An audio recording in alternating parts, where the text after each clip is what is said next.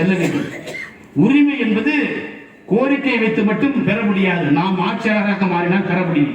புரட்சியாளர் அம்பேத்கரிடம் ஒரு அதிகாரம் இருந்தது. 1942 அவர் தொழிலாளர் நலத்துறை அமைச்சராக இருந்தார்.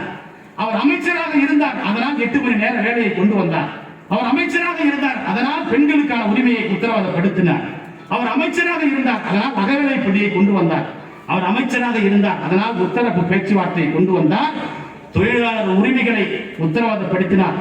இதோ பொதுச் செயலாளர் தில்லைநாதன் அவர்கள் ஒரு துண்டறிக்கை உங்களிடம் கொடுத்திருக்கிறார். 1882 ஆண்டு சிகோகாவில் அன்றைய ஆளும் அரசு 8 மணி நேரம் வேலை கேட்டு போராடிய தொழிலாளர்களை ரத்த சகதியில் மூழ்கடித்ததாக படிக்கிறார்கள். இந்தியாவில் எந்த தொழிலாளர் உயிரிழந்தார்? எந்த தொழிலாளர் ரத்தம் சிந்தினார்?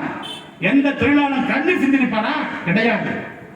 இந்த ஆளுகிற பார்ப்பன பணிய அரசிடம் இந்த தொழிலாளர்களை விட்டு சென்றால் எந்த காலத்திலும் இவர்களுக்கான ஒரு சட்டங்களை இயற்ற மாட்டார்கள் என்பதற்காகவே ஆங்கிலேயர் ஆட்சி காலத்தில் கோரிக்கை வைக்காமலே தொழிலாளர்களுக்கான உரிமைகளை உத்தரவாதப்பட்ட புரட்சியாளர் அம்பேத்கர்.